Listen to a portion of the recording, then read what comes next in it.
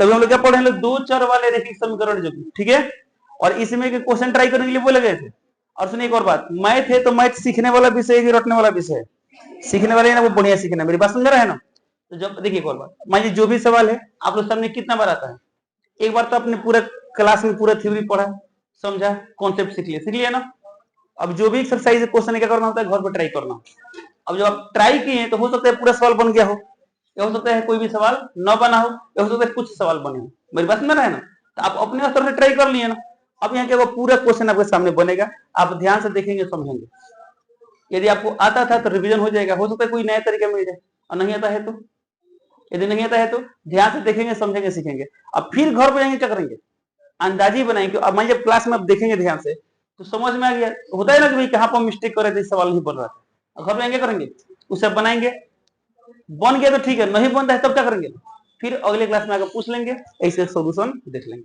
समझ में आया? चलिए तो क्लास शुरू करते हैं। ये पूरा क्वेश्चन ट्राई कर लिए सभी लोग? चलिए देखते हैं, क्वेश्चन नंबर 1 से शुरू करते हैं, ठीक है। ध्यान से निकालिएगा। यहाँ पर बोला गया, यहाँ पर ए की उम्र बी की उम्र की 4 गुनी। अच्छा, इस लाइन का माने क्या होगा, जितना बी का उम्र है उसका 4 गुना क्या है, ए का उम्र है। यदि मान लीजिए बी का उम्र 10 वर्ष, तो ए का कितना होगा? चलिए इस लाइन का मतलब समझ रहा है ना, ए का उम्र बी का कितना गुना है, 4 गुना है। 5 वर्ष पहले ए की उम्र बी की उम्र कितने गुने थी, 9 गुने थी। कथनों के समीकरण, यानी हल नहीं करना, सिर्फ क्या करना है, समीकरण लिखना है। तो अब बताइए, ए की उम्र बी की उम्र की 4 गुनी, यानी इसमें ए और बी की उम्र का बात किया गया, किसका कितना उम्र हम नहीं पता है, नहीं पता है तो मानना पड़ता है। चलिए सोल्यूशन देते हैं। तो हम क्या करेंगे, मान लेंगे किसका उम्र, ए का भी और बी का भी। लिखते हैं माना कि, अब देखिए इसमें दो टाइप की उम्र का बात किया है, एगो अभी का उम्र, एगो 5 वर्ष पहले का उम्र। तो बताइए अभी का उम्र पता है तो 5 वर्ष पहले का उम्र बता सकते हैं। मान लीजिए चलिए कोई लड़का 12 वर्ष का है अभी, 5 वर्ष पहले कितना था, 7।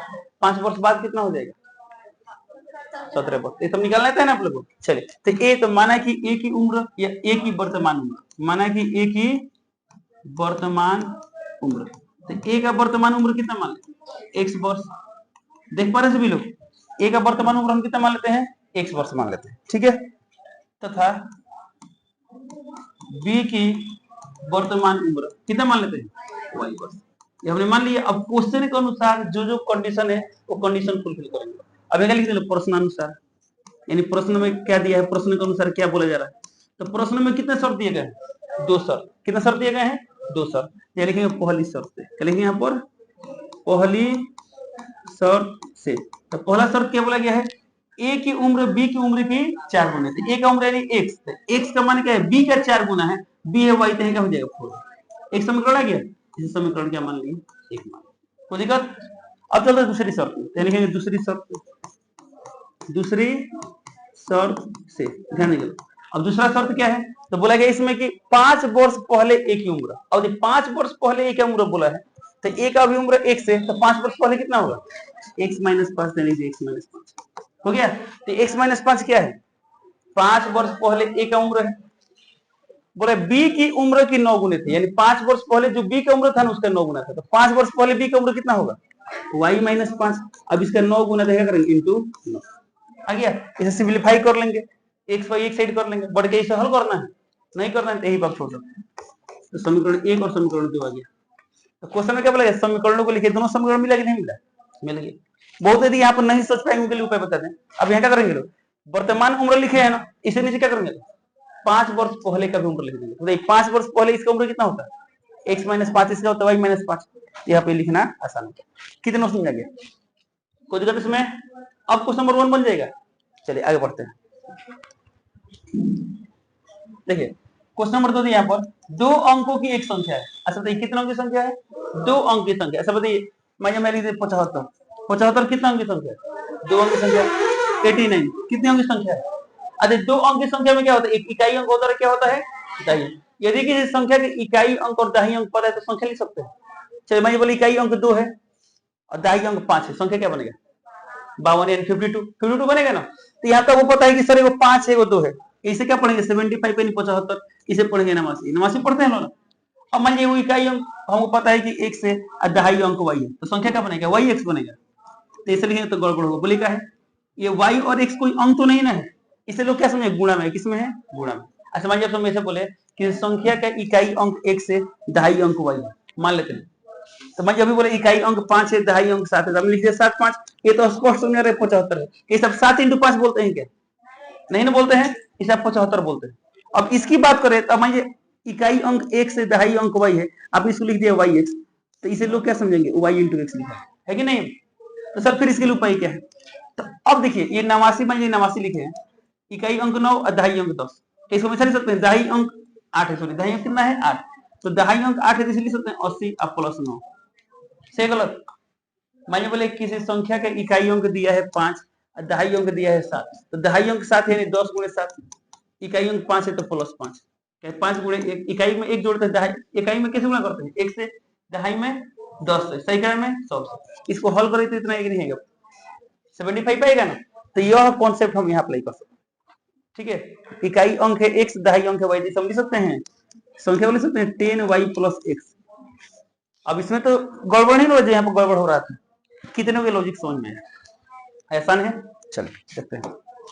अब देखिए सवाल में क्या दिया, ध्यान से सवाल पढ़ेंगे, सवाल के अनुकूल काम करेंगे। ठीक है, तो सवाल में क्या दिया है, 2 अंकों की एक संख्या है, अंकों का योगफल कितना है 6, अंकों का योगफल कितना है 6।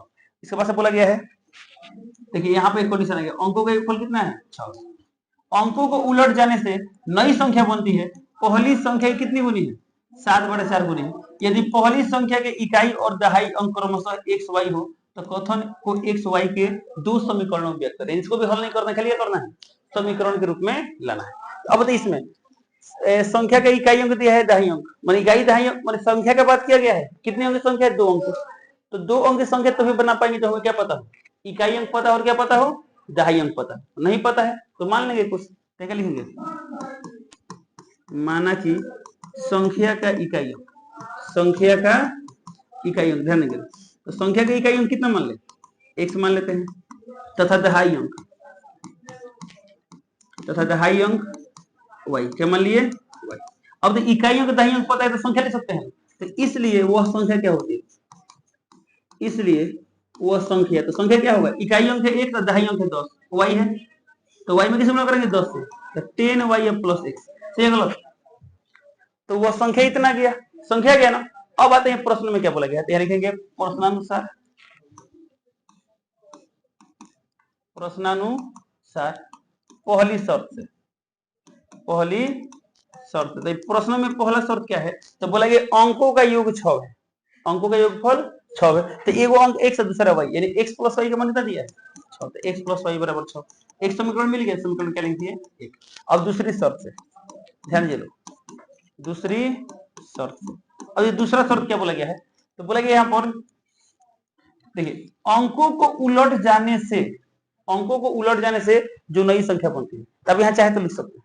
अच्छा बताइए यहाँ पर लिखते हैं, अंकों को उलटने पर, अंकों को उलटने पर बनी नई संख्या, बनी नई संख्या, बताइए नया संख्या क्या बनेगा, वो जहाँ इकाई है वो दहाई बन जाएगा, दहाई है इकाई बन जाएगा, यानी क्या हो जाएगा 10x + y। सही है गलत? ये बात आप यहाँ भी सोच सकते हैं, तो जो नहीं सोच पाएंगे यहाँ पर लिख लेंगे, जब अंक उल्टेंगे तो इकाई दहाई बन जाएगा, दहाई क्या बन जाएगी इकाई बन जाएगा, तो जो इकाई x था तो यहाँ पर गया, जो y था तो यहाँ पर गया। सही है? अब देखते हैं प्रश्न में क्या लिखा है, तो बोला यहाँ पर अंकों को उलट जाने से जो नई संख्या बनती है, तो जो नई संख्या क्या बनती है बताइए, तो यानी 10x + y की बात कर रहे हैं। फिर इसके साथ क्या होता है, तो बोला गया है पहली संख्या की कितनी हो जाती है 7/4 गुना, पहली संख्या की, तो पहली संख्या कितना था, पहले था 10y + x, ऐसा कितना गुना होता है 7/4, तो नहीं देंगे 7/4। ऐसे हल करना है, सवाल में खाली बोला समीकरण के रूप में व्यक्त करें, ये समीकरण है कि नहीं है, है, ये आगे समीकरण नंबर 2। कितने को समझ में आ गया, क्लियर है? चलिए आगे बढ़ते हैं, क्वेश्चन नंबर 3 देखते हैं, किसी भिन्न के अंश और हर में एक जोड़ देने पर 4 के बराबर होता है। किसने बात किया है, भिन्न, भिन्न समझते हो ना, जो x/y के रूप में होता है, तो अंश और हर में एक जोड़ देने से क्या बन जाता है 4 बन जाता है। यदि उसके अंश और हर में से एक घटा दे तो क्या बन जाता है 7 के बराबर हो जाता है। कथनों के समीकरण बने, फिर कथन बनाना है। इसमें भिन्न का बात किया है, भिन्न के अंश हर का बता, अंश और हर नहीं पता है तो अंश मान लेते हैं x, हर मान लेते हैं y। चलिए देंगे माना कि, देखिए आप लिख सकते हैं माना कि वह भिन्न बराबर x/y, आप लिख सकते हैं। तो x/y में अंश कौन है x, हर कौन है y, पता है ना, नहीं तब और एक पॉइंट में लिख सकते हैं कैसे, माना कि भिन्न का अंश, भिन्न का अंश, अंश कितना मान ले x तथा हर, हर कितना मान ले y आ गया। तो इसलिए वह भिन्न क्या होगा बताइए, इसलिए वह भिन्न क्या हो जाएगा x बटा y। अब यहाँ क्या लिखते हैं लोग प्रश्नानुसार यानी प्रश्न के अनुसार। तो देख प्रश्न के अनुसार पहला शर्त क्या है बताइए, चलिए पहली शर्त से तो ध्यान सुनिए लोग। तो पहला शर्त में बोला गया है अंश और हर में एक जोड़ देने से, अंश में भी जोड़ना और हर में भी जोड़ना। तो अंश क्या है x प्लस 1, हर में जोड़ दे तो y प्लस 1। तो जोड़ देने से भिन्न क्या होता है 4, यहाँ गया 4। समीकरण नंबर, हम यहीं पर समीकरण एक माने कई खाली समीकरण लिखना है। यदि हल करना होता ना तो थोड़ा सा और आगे बढ़ाते और स्टैंडर्ड फॉर्म में लाते। स्टैंडर्ड फॉर्म माने ऊपर चलो ax plus by plus c बराबर 0 इस रूप में लाते हैं। अच्छा x y एक साइड रहता है, बाकी कांस्टेंट एक साइड रहता है, लेकिन इसको हल नहीं करने से हम यहीं पे छोड़ रहे हैं। ठीक है, अब देखिए दूसरी शर्त में क्या बोला गया है, देखिए दूसरी शर्त से, दूसरी शर्त से तो सेकंड शर्त क्या दिया गया यहाँ पर अंश और हर में एक घटा देंगे, घटाना है एक घटा देंगे। तो अंश से x तो x माइनस 1, हर क्या है बाबू y तो y माइनस 1। अब घटा दिए तो क्या हो रहा है तो बोले 7 के बराबर देने के लिए 7 हो गया समीकरण नंबर। समझ में आया, इसमें खाली बोला समीकरण के रूप में लिखे, समीकरण आ गया यानी काम खत्म। इस क्वेश्चन का सॉल्यूशन कंप्लीट होगा नहीं होगा। अच्छा मान लीजिए बोला होता है कि वो भिन्न ज्ञात करे तो क्या करना पड़ता है, ये दोनों समीकरण क्या करना पड़ता है हल करना पड़ता है। क्या समझ में आया, चलिए आगे बढ़ते हैं। जानने के लिए क्वेश्चन नंबर 4 बोला है कि 2 केजी सेब और 1 केजी अंगूर की कीमत किसी दिन 160 रुपए पाया गया। एक महीना बाद 4 केजी सेब और 2 केजी अंगूर का मूल्य 300 रुपए हो जाता है।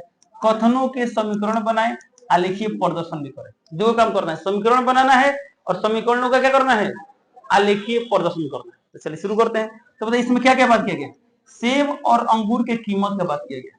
ठीक है, वो भी दो कंडीशन में, एगो अभिन्न का बात किया है और एक महीना पहले का बात किया है। ठीक है, चलिए ये सॉल्यूशन देखते हैं।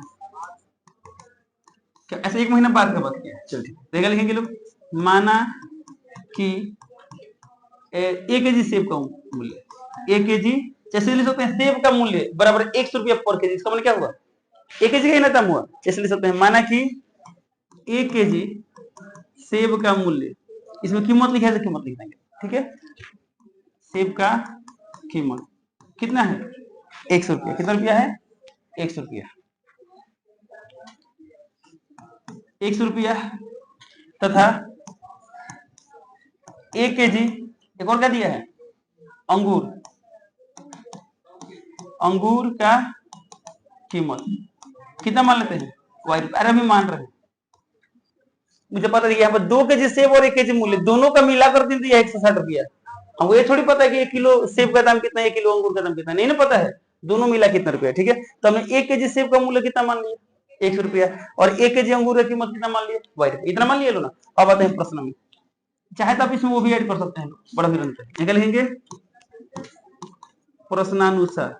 ध्यान दीजिए, तो प्रश्न के अनुसार पहली शर्त से, तो पहला शर्त क्या दिया गया है, इसमें बोला गया कि 2 केजी सेब, 2 केजी सेब यानी क्या होगा यहाँ पर 2x। मतलब 1 केजी सेब का दाम 100 रुपया, तो 2 किलो सेब का दाम कितना होगा 2x होगा। फिर बोला 1 केजी अंगूर, तो 1 केजी अंगूर का दाम क्या है y, तो y इसका मान कितना दिया है 160 दे लीजिए 160 समीकरण नंबर। और फिर इसमें क्या बोला गया है एक महीना बाद 4 केजी सेब और 2 केजी अंगूर का मूल्य कितना रुपया है 300 रुपया है। अब इसमें कहीं दाम चेंज करने की बात किया है नहीं किया है, यानी रेट यही है। आप मान लीजिए 1 महीना बाद खरीदने गए, अब देखिए 4 केजी क्या खरीद रहे हैं सेब और 2 केजी क्या खरीद रहे हैं अंगूर, तो मूल्य कितना है 300 रुपया। तो दूसरी शर्त देंगे, लिखेंगे दूसरी शर्त से। तो सेकेंड शर्त में क्या बोला गया है 4 केजी सेब, तो 4 केजी सेब का दाम कितना होगा 4x। फिर बोला गया 2 केजी अंगूर 2y, इस 4 किलो सेब 2 केजी अंगूर पूरा मिला कितना रुपया है 300 रुपया, 300 रुपया। अब देखिए थोड़ा सा सिंप्लीफाई कर सकते हैं इसे, 2 को मान लेते हैं कितना हो जाएगा 2x प्लस y बराबर 300। यहाँ से इसको काटा दें, यहाँ 150 या 150, तो यहाँ तो 2x प्लस y बराबर कितना आ गया 150। समीकरण में कितना आ गया 2 आ गया। तो यहाँ तो काम खत्म, समीकरण बना यहाँ तो काम खत्म हो गया ना। इसमें एक और काम है, क्या काम है आलेखीय प्रदर्शन भी करे। तो आलेखीय प्रदर्शन करने के लिए दोनों समीकरण के लिए मान सारणी बनाएंगे, याद है। चलिए आप लेकिन डायरेक्टली सोच सकते हैं, कितना डायरेक्टली सोच पाते हैं, सोच पाते हैं लोग, नहीं तो अब क्या करेंगे किसी एक के रूप में दूसरा को व्यक्त करेंगे। चलते हैं एक काम करते हैं समीकरण 1 के लिए, समीकरण एक के लिए मान सरणी। अब मान सरणी बनाने के लिए समीकरण के साथ थोड़ा सा कुछ करते हैं लोग। तो बताइए समीकरण एक को हम क्या लिख सकते हैं? 2x प्लस वाई बराबर कितना दिया है? 160। जैसे y का मान क्या लिख सकते हैं? 160 माइनस 2x। नहीं तो एक तरीका बताए थे, एक बार x का मान 0 कीजिए, y निकालिए, y का मान 0 कीजिए, x निकालिए। इसे क्या पता लगता है? इसे पूरा परफेक्टली पता लगता है x पर कहां कट रहा है और y पर कहां कट रहा है। उससे भी बना सकते हैं या पैसे भी बना सकते हैं। अब तो इसके लिए मान सरणी बनाते हैं, तो ऐसा कुछ करते हैं लोग। तो बताइए, ये तो पता है ना कि दो चर वाले रैखिक समीकरण ग्राफ कैसा बनता है? सरल रेखा या वक्र रेखा? और सरल रेखा खींचने के लिए कम से कम कितना पॉइंट चाहिए? दो। इसमें हम 2 ही पॉइंट लेंगे, ठीक है। तो इसमें x से यहाँ क्या है? y। तो यहाँ क्या होगा? x का मान y। अब बताइए x का मान रखे y का मान निकलेगा, तो बताइए x का मान क्या रखते? चलिए x का मान 1, तो ये तो बहुत बड़ा वैल्यू आएगा ना। तो जब चूंकि ये बड़ा है तो क्या करेंगे? हम थोड़ा सा बड़ा वैल्यू लेंगे। तो मान 50 लेते, कितना लेते हैं? 50। यदि हम x का मान 50 ले तो कितना आएगा?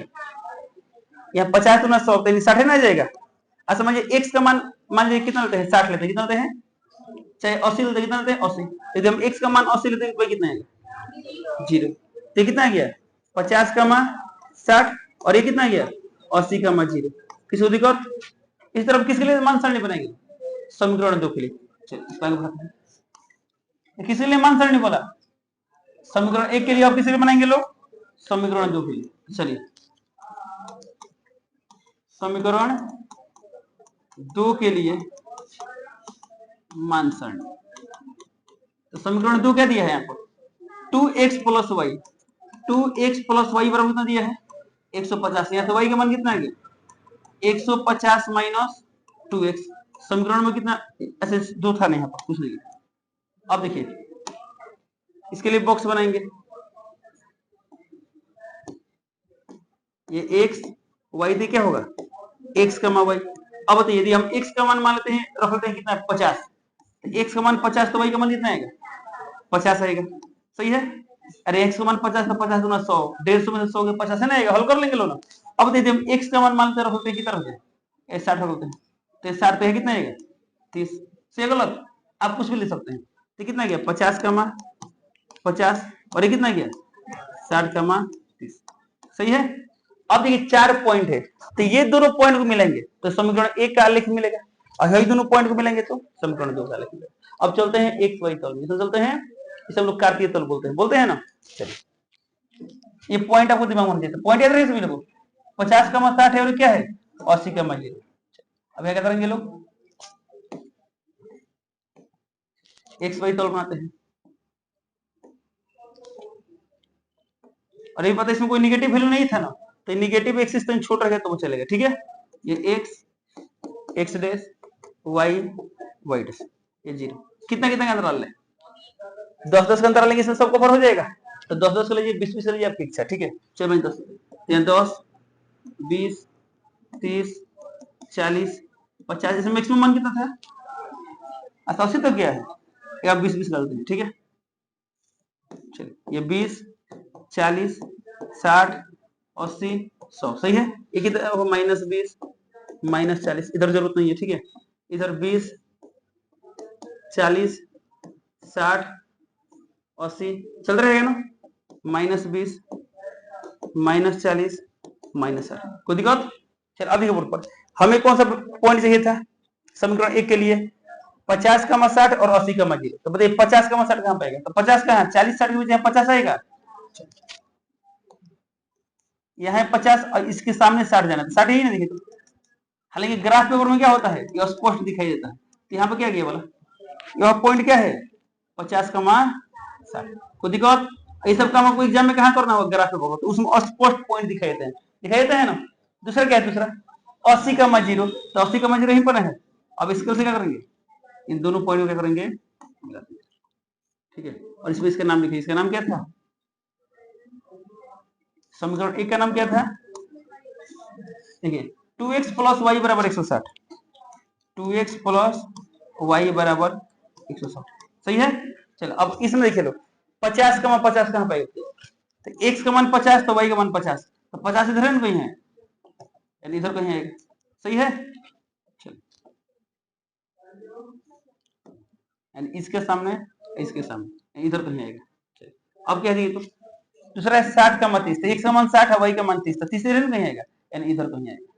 इसको क्या करेंगे, इसके ओर से मिला देंगे। समांतर रेखा कैसा रहा है, समांतर हो क्या। अच्छा उसमें भी क्या था 2x प्लस यहाँ भी 2x प्लस, तो पढ़े लो a1 by a2 b1 by b2 बराबर हो और c1 by c2 अलग होते क्या होता है, रेखा समांतर रहती है, इसमें दिखाई दे रहा है। चलिए तो इसका नाम क्या लिख देंगे 2x प्लस y बराबर 150। चलिए कितने लोग बना लिए थे, बन गया था ना। चलिए जो नहीं बना पाए तो अब बनेगा नहीं बनेगा, बना लेंगे लोग, कोई दिक्कत। चलिए आगे बढ़ते हैं। हाँ अब यहाँ से जो भी क्वेश्चन मिले क्या करना है, पूरा कंप्लीट सॉल्व करना। अभी तो क्या था, सिर्फ समीकरण के रूप में व्यक्त करना था, लेकिन अभी क्या है देखिए, तो सवाल देखिए, तो फिर से मेरी बात ध्यान सुनिएगा, जितना सवाल बताया जा रहा है कम से कम उतना आपको आना चाहिए। क्लियर, देखिए सवाल का दिया यहाँ पर, दो संख्याओं का योगफल 50 है। ओके, यदि उनमें से एक संख्या दूसरी संख्या कितनी गुनी है, 7/3 गुनी हो तो संख्या ही निकाले। अब संख्या निकालना हमको नहीं पता है तो कुछ मानना पड़ेगा ना, तो माना कि एक संख्या, दो संख्या थे, वो संख्या मान लेते x, तो माना कि एक संख्या बराबर x तथा दूसरी संख्या y, दूसरी संख्या y, कोई दिक्कत। एक संख्या हमने x मान लिया, दूसरी संख्या मान लिए y मान लिए। अब प्रश्न के अनुसार क्या बोला गया है, देखिए प्रश्नानुसार पहली शर्त से, ठीक है। अब देखिए पहला शर्त में क्या बोला गया है, क्या बनी, क्या हुआ, आ जाइए पन पे जा बन जा।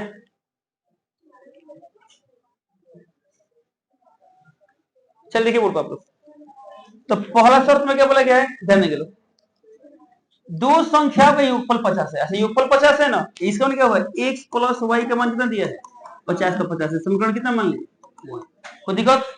ये x और y, x प्लस y का मान कितना है 50 आ गया, ठीक है।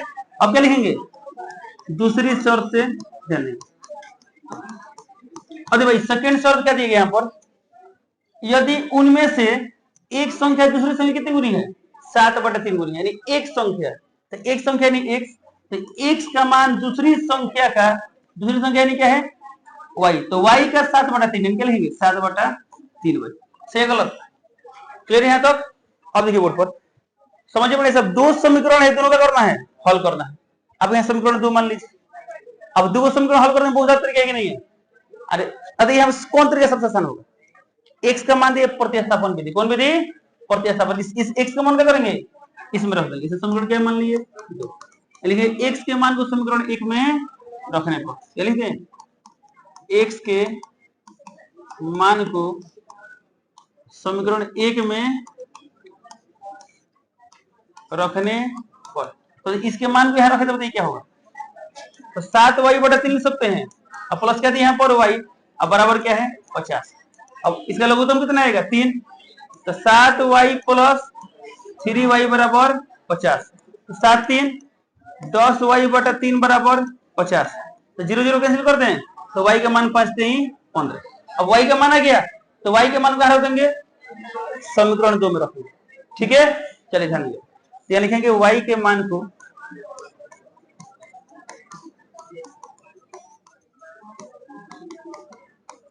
समीकरण 2 में रखने पर, ठीक है। अब ये समीकरण 2 क्या है, x से तो x 7/3 7/3, अब y का मान कितना है 15, तो यहाँ 15 कितना गया 3 5 15 7 5 35, सही है। तो लास्ट में एक लाइन लिखना होता है, क्या लिखेंगे, अतः एक संख्या बराबर x और x बराबर 35 तथा दूसरी संख्या बराबर y और y बराबर 15, आंसर कर लेंगे लोग। इसके बाद वाला प्रोसीजर पता ही नहीं पता है, क्या लिखना होता है वो वाला, लिख देंगे, अतः एक संख्या बराबर क्या है x और x का मान कितना है 35 तथा दूसरी संख्या y और y का मान कितना है, y का मान कितना है 15, यानी 15, ये क्या हो गया, ये हो गया आंसर। चलिए किसी को दिक्कत, अब एक को समझ जाएंगे, चलिए आगे बढ़ते हैं। ध्यान देंगे सवाल यहाँ पर, दो संख्याओं का अंतर 4 है, दो संख्याओं का अंतर क्या है 4 है, और योगफल 6 है, तो संख्या ही निकाले। असल में दो संख्या का अंतर का बात की, इसका मतलब क्या हुआ, उसमें एगो कोई बड़ा होगा कोई छोटा होगा, सही गलत। अच्छा दो संख्या बराबर हो तो अंतर कितना आएगा अंतर 0 आ गया तो स्पष्ट है ना।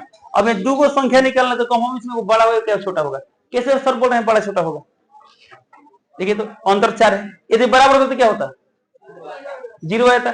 तो अब इसमें दो संख्या बड़ा संख्या को मान लेते हैं, क्या मान लेते हैं छोटा संख्या मान लेते हैं। तो लिखेंगे माना कि बड़ी संख्या, तो बड़ी संख्या क्या मान ले x मान लेते हैं, तथा छोटी संख्या कितने मान लेते हैं y। दो ही ना संख्या दिया है, अच्छा इतना क्या। अब क्या लिखेंगे प्रश्नानुसार, तो प्रश्न में कितना शर्त है दो, तो लिखेंगे पहली शर्त से।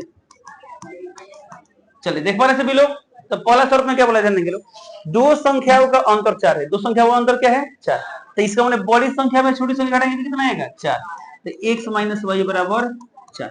समीकरण कितना आ गया, सही है। अब चलते हैं दूसरी शर्त, तो दूसरी शर्त से, तो दूसरा शर्त में क्या बोला गया है योगफल 6 है, यानी दोनों संख्या का योगफल कितना है 6, तो इसका मतलब है कि x प्लस वाई बराबर 6। समीकरण नंबर कितना आ गया।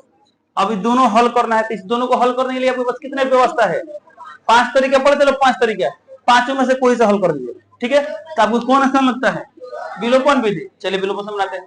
तो बताइए विलोपन के लिए कोई गुणांक बराबर करना होता है, इसमें x का भी गुणांक बराबर है, y का भी बराबर है, यानी आप x को गैप बनाइए चाहे y को गैप बनाइए, ठीक है। तो y का चिन्ह अलग अलग है, तो जोड़ेंगे तो क्या होगा y गैप हो जाएगा। तो क्या करेंगे समीकरण 1 प्लस 2, तो समीकरण 1 प्लस 2 से, तो समीकरण 1 में कुछ नहीं करना, उतार लेते हैं x प्लस x माइनस है ना, x माइनस वाई बराबर 4, और 2 में क्या है x प्लस वाई बराबर 6।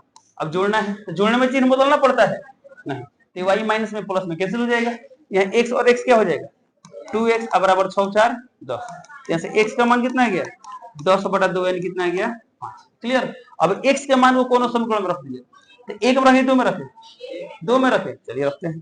तो x के मान को अब कोनों में रखेंगे तो आंसर आ जाएगा, आई नहीं आएगा।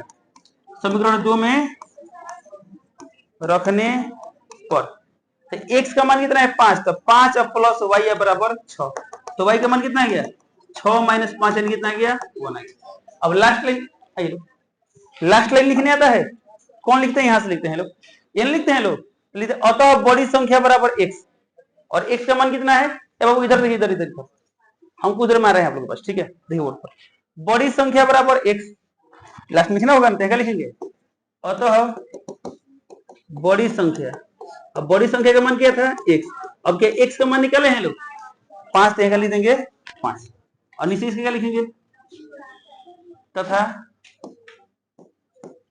छोटी संख्या बराबर y, और y का मान कितना है 1, तो ये हो गया। दोनों संख्या निकालना, निकला नहीं निकला, अब बन जाएगा, किसी को दिक्कत। चलिए अब चलते हैं आज के लिए लास्ट क्वेश्चन पे। तो क्वेश्चन क्या है जानेंगे, एक संख्या दूसरी संख्या के 3 गुनी है, कोई वो संख्या जो दूसरी संख्या कितनी गुनी है 3 गुनी है, उनका योगफल 16 है, संख्या निकाले। अब एक वो संख्या दूसरी संख्या, तो इसको हम x मान ले, इसको y मान ले, सॉल्व बन जाएगा, हो गया। तो लिखेंगे माना कि एक संख्या बराबर x तथा दूसरी संख्या बराबर y, सही है। अब क्या लिखते हैं लोग प्रश्नानुसार, यानी प्रश्न के अनुसार। तो प्रश्न में कितने शर्त दिए गए हैं 2 शर्त, यहाँ पहली शर्त लिखते हैं लोग। तो पहली शर्त से, तो पहला शर्त में क्या बोला गया है एक संख्या यानी x दूसरी संख्या के 3 गुनी यानी 3y, सही गलत। समीकरण नंबर कितना मान लेते हैं 1। अब क्या लिखेंगे दूसरी शर्त से, सेकेंड शर्त क्या दिया है उनका योगफल 16 है, योगफल यानी x प्लस y, इसका मान क्या दिया है 16। अब देखिए ध्यान से x प्लस y का मान 16 है, समीकरण 2 मान ले। एक और तरीका है, इसी को अब आगे बढ़ा ले, यहाँ x का मान पता नहीं पता है, क्या हम इसके बाद ऐसा लिख सकते हैं, खाली पूछ रहे हैं आप x के जगह 3y लिख सकते हैं, तो जहां x में क्या लिख देंगे 3y अब प्लस क्या है y बराबर 16। अब ये परिवर्तन कहां से हुआ, इसके बाद से ये कहां से लिखें समीकरण 1 से, तो यहाँ क्वेश्चन क्या लिख देंगे समीकरण 1 से, सही है गलत। अब बताइए इसे हल कीजिए, कितना गया 4y बराबर 16, तो y का मान कितना गया 16/4 यानी कितना गया 4। अब y का मान है कि x निकालना है, तो y के मान को समीकरण एक पर रखें तो एक सही नहीं आएगा, आएगा तो लिखेंगे y के मान को